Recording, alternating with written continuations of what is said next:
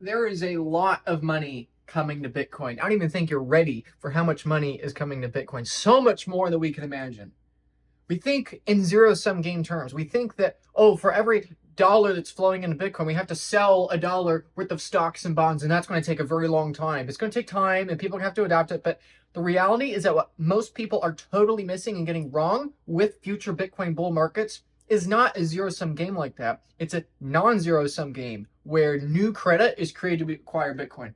I've been talking about this kind of idea for literally years now, but it's so critical to understand because we're still not there yet, but we're rapidly approaching there. And this is the exact kind of market dynamics that's going to be sending Bitcoin to millions, multiple millions of dollars per coin. Michael Saylor has described this very thing that we're about to outline as being the catalyst that sends Bitcoin to $5 million in today's purchasing power. And since he said that a couple of years ago, that'd be more like an $8 to $10 million Bitcoin by the time we get there due to the dollar's depreciation. So in this video today, I'm going to react to a very impactful presentation made by Andrew at the Bitcoin Policy Institute recently about Bitbonds, having the US government acquire Bitcoin. As the infamous Michael Saylor quote is, or famous Michael Saylor quote says, take all your money and buy Bitcoin, then take all your time, figure out how you can borrow more money to buy more Bitcoin, then take your time, figure out what you can sell to buy Bitcoin. If you absolutely love the thing, mortgage it, refinance it, and take the proceeds and buy the hardest money on earth, which is Bitcoin. The United States government right now is progressing through these steps. They have just barely begun with the strategic reserve, barely begun that first step. Is to take the money that's already in hand in the reserve and hold the Bitcoin. They're about to progress to step 2, which is take all your time, figure out how to borrow more money to buy more Bitcoin. This concept is going to blow your mind if you have not yet thought this through. So without further ado, let's hear from Andrew, who, as he'll describe in his intro, has helped sell tens of billions of dollars worth of structured products and structured credit. And these are the exact kinds of credit opportunities that are going to strengthen the United States, that the US is going to gobble up like there's no tomorrow, and that's going to help the United States literally buy millions of Bitcoins in the next few years alone. Probably. We will see. But if the US is going to justify buying millions of Bitcoins, this is exactly how they're going to do it. So enough of me talking. Let's get to the presentation. Good afternoon, good morning, everyone. I'm thrilled to be here. My name is Andrew Holmes. I'm the founder of Newmarket. We're a registered investment advisor specializing in structured credit. We've completed about $50 billion worth of notional risk transfer over the last several years with many of the world's largest banks. As respects Bitcoin, I'm also thrilled to have been founder of Battery Finance in partnership with 1031, the largest Bitcoin-only venture firm in the world, and I'm also delighted to serve on the board of Fold. You may have seen recently we announced the completion of our first transaction blending Bitcoin with a traditionally financeable asset, which was a commercial real estate loan that we completed in Philadelphia and announced on CNBC some time ago. We have a deep pipeline of those types of investments, and we're actively working with pensions across the United States to assist them in, let's say, safeguarding their credit investments from the ravages of inflation. Today, however, I'm going to share a thought experiment related to the Strategic Bitcoin Reserve and the United States Treasury. In particular, we're going to talk about Bitbonds, and our goal today is to think about how could we lower 10-year interest rates, build savings for American families, and at the same time defease the national debt. These are 3 pretty big objectives, but I think that they're remarkably achievable when you begin to perceive the compound annual growth rates of Bitcoin. And in many ways, Michael's talk earlier today set the stage for this in a beautiful way. First of all, we have $9.3 trillion of federal debt that's coming due within the next 12 months. The interest rates on that debt have dramatically increased over the last 3 years, and refinancing it at today's interest rates will create an extremely profound burden on taxpayers. Secretary Bessent has indicated his strong desire to spread future Treasury issuances across the duration curve, avoiding the risk of putting everything in the short end of the curve, as Secretary Yellen did. President Trump and Secretary Bessent have also indicated their strong interest in lowering 10-year interest rates, which have an important effect on consumer finance, mortgage finance, auto loans, as well as the federal interest expense. President Trump created the Strategic Bitcoin Reserve, and in particular directed the United States government to identify revenue-neutral ways to acquire Bitcoin. By creatively integrating Bitcoin into Treasury bonds, I would like to suggest that we can significantly reduce the borrowing costs of the federal government and defease the debt. And in particular, I would like to propose that for Americans that purchase these bonds, that they be tax-free from both interest as well as capital gains and offer a very strong way for American families to rebuild wealth. So what's A very strong way for American families to rebuild wealth. Okay, this is there's so much. I could go down so many rabbit trails here. The big point is that America's in a bit of a bind when it comes to how to buy Bitcoin. Like most people are, right? Most people, they start to learn about Bitcoin, then they're like, I should go all in, but is now a good time? I can't stomach the volatility, and there's a massive emotional toll with that. And so, totally justifiably, most people take time to build up a certain Bitcoin position, right? You start with 10%, the 10% triples into 30%, then you can justify putting in another 20%, tripling your initial investment. Now you're half in Bitcoin, right? Then the 50% grows by another 50%. Now you're up to 75% allocation. That's typically how people get to the very high double-digit allocations, close to all in, is they start small, it grows, becomes a larger allocation, then they double down. That's kind of how it goes. And so America has a big problem. If America were to just go all in on Bitcoin immediately and basically not look back and burn the proverbial boats, that's a real problem. It may not sound like a problem. Like on paper, that kind of sounds great. Oh, we're going to print money to buy Bitcoin. But at first, that doesn't really make sense, because if America does that, well, other countries that are more totalitarian in nature might jumpstart ahead of us, right? Like America wants to be the democracy. America wants to do the right thing and signal to the market with plenty of advance. This is what we're doing. But other countries, like let's say China or Russia, may not share the same kind of emphasis on being open and transparent with its citizens. And so that's a real problem, is that you don't want to go in too heavy. And more importantly, if you go too heavy too fast, the taxpayers, the voters, are not going to be happy with that kind of setup. If there's a direct cost, tangible cost to the taxpayers in that Bitcoin allocation, that, hey, everyone, yeah, you're paying the US government taxes, and some of those taxes directly are going to buying Bitcoin, that's not going to be very popular. So ultimately, do I think governments are going to print money to buy Bitcoin? Absolutely. But for the interim, for the midterm, which is probably going to be a long period of time, probably at least a decade, for that period of time, this makes total sense. That, hey, we want to be able to sell bonds, because that's the American government. That's the biggest problem right now. Since 2020, people don't want American bonds. I've been saying that for literally years. You've heard that message before. Rates go high when people are dumping the bonds. Just the demand is not there. Interest rates, we've borrowed so much debt, we can't afford high interest rates. We need interest rates to stay as low as possible to continue to subsidize the debt. It's just too unaffordable. And so if instead of saying, hey, give us your money, we will give you back 100% monetary premium, flick you a couple percent interest over the duration of the loan, then you get it back. Instead, hey, still give us the money so we can sell those bonds, but instead of 100% monetary premium, we're going to give you 90% government promise, and we're also going to give you a large fraction of the upside of the monetary component, or the hard money, the Bitcoin component of that, right? And so, yeah, sure, they're not getting that. The government's going to be giving up a lot of upside with Bitcoin, but ultimately they have to sell the bonds. The treasury market cannot fail. They cannot stop selling the bonds. If they stop selling the bonds, the military stops, the government collapses, the dollar dies. The American government is in the business of selling debt and printing currency. And so they need everything possible to justify selling that debt. And there are hundreds of trillions of dollars worth of buyers and institutions and pensions out there that are demanding these bonds, but are having the problem that they want the fixed income, but it's just, the juice isn't worth the squeeze anymore. And so plug in the Bitcoin component, and now they still have the upside. They still have the capital preservation, which is their main focus as the bondholders, right? And the government is also happy because they're still selling as many bonds. In fact, they'll probably sell more bonds like this than they will typically with the bonds alone. So very big deal. It's probably going to take years, in my opinion, for this to be fully rolled out and become normalized. But these are the exact conversations. This is the exact kind of thing we're going to see. People have been saying for years, oh, nobody wants Bitcoin, it's too volatile. Buy a solid bond. Well, guess what, Mr. Boomer? The Bitcoin bonds are going to eat alive the traditional bonds. It's going to be very dramatic to see. The program. It's actually pretty straightforward. $2 trillion bond issuance, 10% of the bonds go for the purchase of Bitcoin, 90% go for other government purchases. Per $100, $10 buys Bitcoin. The interest rate on a current pay basis is much lower than the normal interest rate, only 1% per year. This dramatically reduces the current interest expense of the federal government. At the conclusion of the bond, in this case a 10-year bond, investors are due a compound annual growth rate of 4.5% on a senior basis. That's equivalent, roughly, to the 10-year interest rate on treasuries today. And after they receive 4.5% on a senior basis, they're entitled to 50% of the Bitcoin upside, and the United States government retains the other 50% of the Bitcoin upside. What would this look like? Well, if it's a $2 trillion issuance right off the bat, that would mean $200 billion worth of Bitcoin purchase at $90,000 per Bitcoin. That's 2.22 million Bitcoin. Of course, the price will fluctuate and likely will acquire a different amount than that, but that's at $90,000. What would this look like in terms of savings? Well, the current U.S. 10-year rate is roughly 4.5%, and the proposed rate for the Bitbond is 1%, which is a 3.5% annual savings, or $70 billion on $2 trillion of total issuance. Over 10 years, that's $700 billion. On a present value basis, roughly $554 billion. Billions and billions of dollars potentially could be saved by the American government, which also it's important reminding everyone that if we can lower the 10-year, the 20, the 20, 30-year, if we can lower interest rates for sovereign debt, that eventually means housing becomes cheaper again, right? Because of course you have the question of how much is the house, as well as what is the interest rate on the debt people are using to buy the house. And so this very well could be one of the ways, the meandering Trojan horse ways, at which Bitcoin begins to demonetize real estate, right? And actually, in the long term, it would do that. In the short term, it might monetize real estate more, which is kind of the counterintuitive thing, right? This might actually force real estate prices up.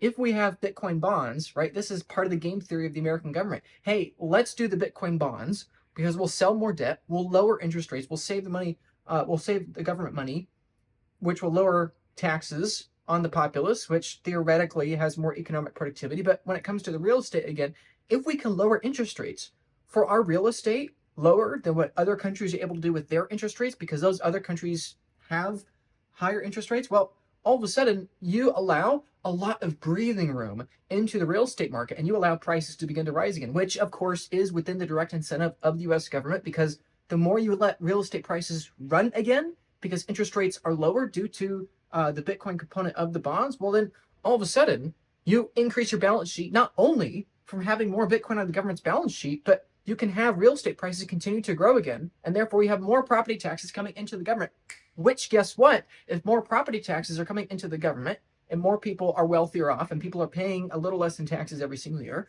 all of a sudden that makes it more attractive for more investors coming back into the United States. And additionally, that also means that people are viewing American debt as even lower risk than it was previously, because hey, the deficit is lower because now, we have higher property valuations. It's a feedback loop. The big point I'm making here is that it's a feedback loop. But strength begets strength, which begets strength. Look at MicroStrategy. It's the same exact kind of concept.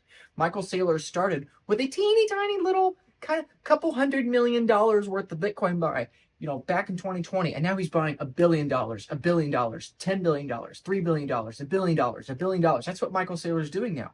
Michael Saylor has gotten better and stronger as his balance sheet has gotten healthier and stronger, right? The more Bitcoin he buys, the more people want his company's stock. The more people want his company's stock, the more the annual volatility goes up. The more the annual volatility goes up, the more that the degen traders want to get in. And there's massive amount of income from the options premium. The more the degen traders come in, the more volatility, it's just a feedback loop, right? It becomes like essentially a monopoly. MicroStrategy, Michael Saylor's MicroStrategy, has basically become a monopoly in the corporate world for having crazy amounts of demand for his debt. And I think his debt is confirmation these exact kind of Bitbonds are going to work. People are willing to pay Michael Saylor no interest on his convertible notes because they're willing to get some of the upside. Okay, think about that. Investors are foregoing the 3, 4, 5% interest guaranteed by the US government at the government. They're foregoing that for 0% interest for hopefully some of the upside of Bitcoin / his stock, right? And so that is clearly screaming to the market that people in the fixed income world want upside. They want upside, but they have to stay within their fiduciary duty. They have to stay within their laws to have the fixed income for their pensions or for their portfolios, whoever they are, wherever they are, right? And so it's the same kind of concept. I think it's a proof of concept. This idea could have massive demand in the coming years as pension funds and more people want to get Bitcoin exposure. And I think it's also going to be in the same way for Michael Saylor via MicroStrategy with the positive flywheel feedback loop of a stronger and stronger balance sheet. I think it very well could be the exact same thing for the US government, which is why the first mover advantage is so critical and why I personally am really happy to see America leading the way when it comes to these kinds of innovations. And I think it's going to be why they're going to go in a lot heavier and a lot quicker than maybe even people like you and me are anticipating. I think it could be incredibly rapid because the first one is the one that wins, right? This is all trending in the same direction. Yes, Bitcoin will eventually demonetize real estate. Yes, Bitcoin will eventually have the dollar collapse into it, right? Same thing for MicroStrategy. Yes, eventually Michael Saylor's company MicroStrategy trends to 1 against Bitcoin, right? All these things trend down against Bitcoin in the long term, but in the midterm, probably for years, if not decades, Bitcoin is the fastest way. Plugging in Bitcoin is the fastest way to strengthen your company. It's the fastest way for Michael Saylor to strengthen his corporate stock. It's going to be the fastest way for America to strengthen the debt markets, the sovereign debt markets, which ironically is going to be the fastest way to strengthen the real estate market, which is going to be the fastest way to decrease the deficit, the fastest way, if you just plug it in and you let it do its work and you let it appreciate and you just let it sit there and you give it time, it's just going to make everything better, which attracts more capital and keeps the flywheel going. So I think once this dawns on Lutnick, Bissett, and Trump and Sachs, I think it's going to absolutely change the game. And I think it's going to be something that is really rapidly integrated into the financial world, right? He's already in his presentation here talking about billions and billions of dollars, trillions of dollars, $2 trillion theoretically that could be plugged in here, which, by the way, if we're doing the math, there's $1/3 quadrillion worth of sovereign or worth of bonds in the world, right? Total bonds, $1/3 quadrillion, right? If just 10% of those bonds, put 10% of the capital into Bitcoin, of just the current bonds, right? This product is going to allow more bonds to create, right? Maybe hundreds of trillions of dollars more debt, right? Let's say half a quadrillion, right? Half a quadrillion dollars worth of bonds. 10% of that is 50 trillion, $50 trillion. If 10% of that goes into Bitcoin via these kind of Bitbond products, that's $5 trillion flowing into Bitcoin. Okay, only $1 trillion has flown into Bitcoin's market cap in its entire history, right? It's worth about $2 trillion, but $1 trillion of real money, quote unquote, has flown into it over the last 16 years or so. Okay, this concept here, even if it penetrates only 10% of the future bond market in, let's say, the next 10 years or so, that's a number alone that is at least 5 times larger than the sum total of the last 15 years. That is how big of an idea this is. And this is totally going to send Bitcoin to millions of dollars if you're willing to wait years instead of trying to trade it over the course of months or individual years. So let's get back to the slide. The next one is really, really good. If you consider the cost of acquiring the Bitcoin, which is $200 billion, that produces a net taxpayer savings on interest presently of $354 billion. In other words, the United States federal government could acquire $200 billion of Bitcoin and save $354 billion at the same time. Of course, this is just an illustration, but I think that it would be great if American families could also purchase these bonds in addition to institutional and foreign investors. Like Tether, we learned today that they have enormous holdings in United States treasuries. And institutional and foreign investors will be attracted to these bonds because they can serve as eligible collateral for a range of different swap and derivative arrangements. But for American families, I would like to propose that the Bitbonds be free of income tax and free of capital gains tax in order to put a tremendous tool for savings in the hands of everyday Americans. What would this look like? What could an American family expect to gain over the course of 10 years?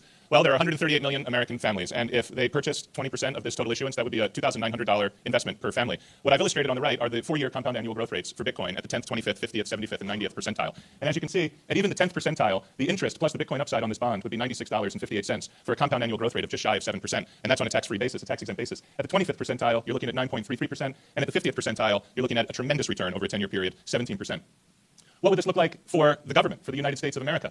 We would dramatically reduce 10-year interest rates. We've already discussed that. Significant savings, $554 billion present value savings. Dramatically reduce the interest rates from 4.5% to 1%. That can ripple through the rest of the Treasury market and reduce mortgage borrowing, reduce auto borrowing, reduce small business lending costs. So many different advantages.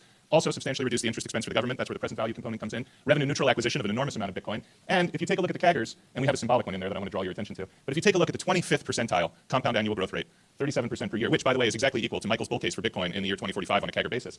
That produces a government upside in this structure, and I did not plan it this way, it just turned out this way. That produces a government upside in the structure of 1776, 1.776 trillion US dollars. That's after 10 years. As you extend this out to 20 years, in the year 2045, the compound annual growth rate of the 25th percentile, 36.62%, produces a government entitlement of Bitcoin that is slightly greater than $50.8 trillion, which is the expected size of the funded federal debt in the year 2045. In other words, with this plan, we're in a position to defease the federal debt.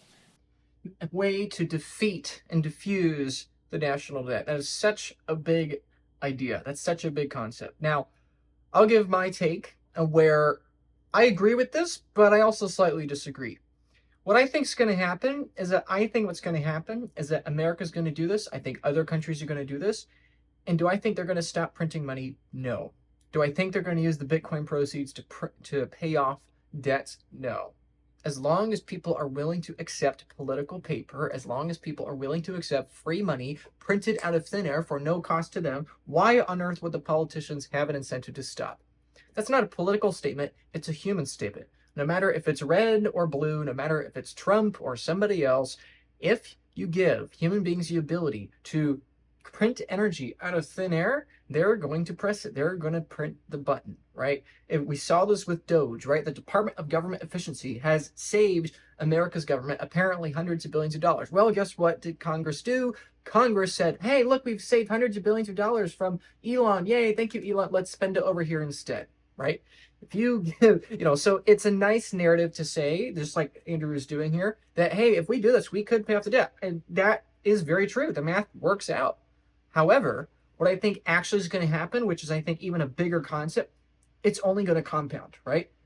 Countries are going to do this. It's going to strengthen economies. It's going to increase the value of the real estate market. It's going to increase the value of the bond market, the stock market. It's going to increase the value of all these markets, which in irony makes Bitcoin's percentage on the global stage even smaller. So yes, Bitcoin as a share of global wealth grows as people do this and they put a percentage into Bitcoin, but at the same time, it also shrinks as it also increases the value of everything else, right? It's the same kind of thing with MicroStrategy. Yeah, sure, you're increasing the share of Bitcoin, but also you're increasing the fiat premium, right?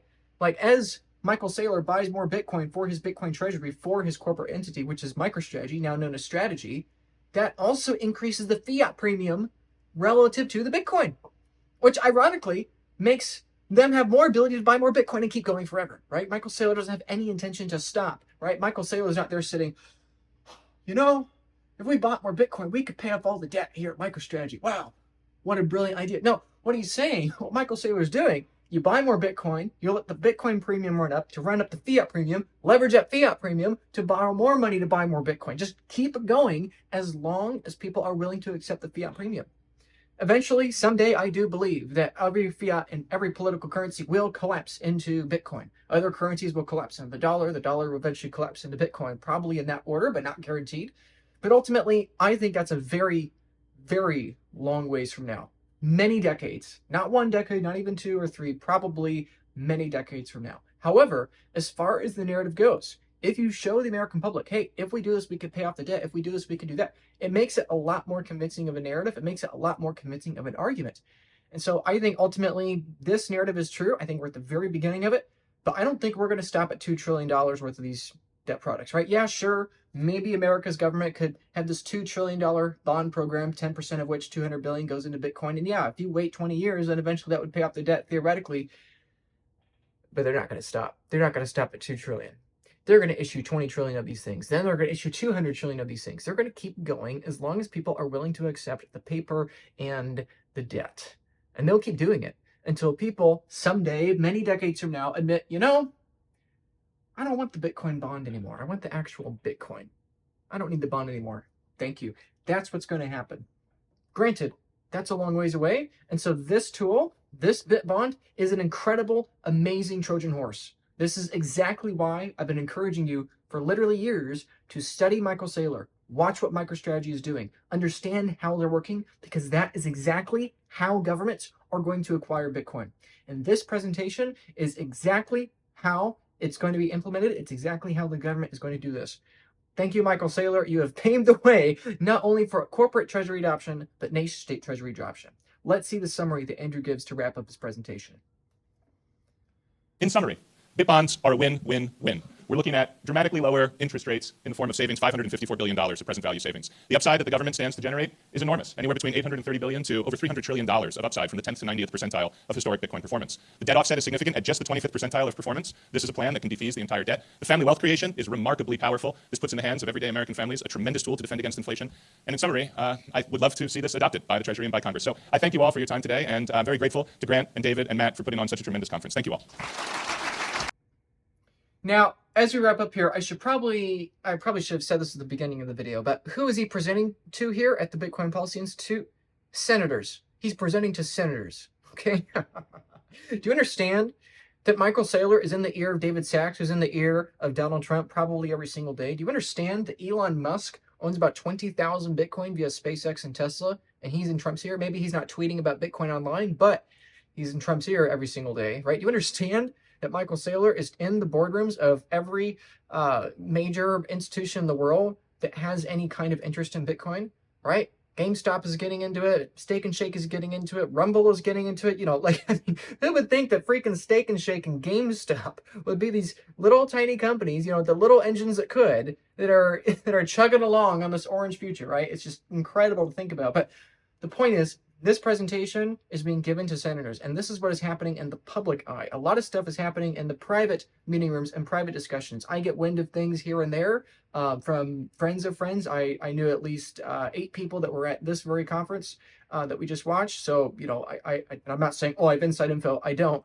But, you know, I know a lot of people that know people, let's say, and there's a lot being discussed in these private conversations. And if these are the kinds of things that are being shown in public, on camera, at the public discussions, I can only imagine how much more is being said off camera, which is, you know, kind of how these things go. So senators are learning about this. Politicians are learning about this. Obviously, Donald Trump, the most famous or infamous, whatever your political opinion, the most objectively famous politician of the last decade on the planet, Donald Trump, you know, that's the crazy thing. These politicians, they don't have to fully understand it. They just have to trust the people in their ear to fully understand it, right? Donald Trump, doesn't understand this. Donald Trump didn't watch this presentation. Donald Trump doesn't subscribe to my channel, which you should definitely do, by the way. You know, if you want the ability to say, hey, I did this thing that Donald Trump didn't do, you can subscribe to my channel. So thank you. The button's below. But the point I'm making is that these politicians, they're never going to understand the nuances of Bitcoin like me and probably you do also, right? Like they're just going to trust the people that are in their corner. And the people that are in their corners are these maxis. They're guys like Andrew, they're like Saylor, like Lutnick, right? These are the people that are leading the charge. And I'm very optimistic for the future of Bitcoin, for the future of America. So in my summary of his summary, Bitbonds are the future.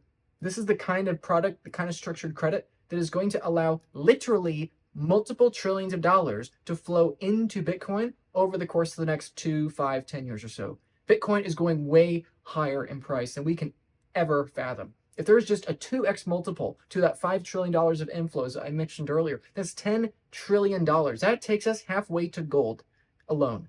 However, of course, in that time, gold will probably double or triple. And so then, even when Bitcoin is $5 million at that point, we'll have a lot longer and a lot higher of a way to go. Thank you for your time. Please subscribe. Appreciate all of your efforts. And that's your bragging rights against Donald Trump. You're subscribed to my channel, and he doesn't. So anyway, thank you for your time. I'll see you next time.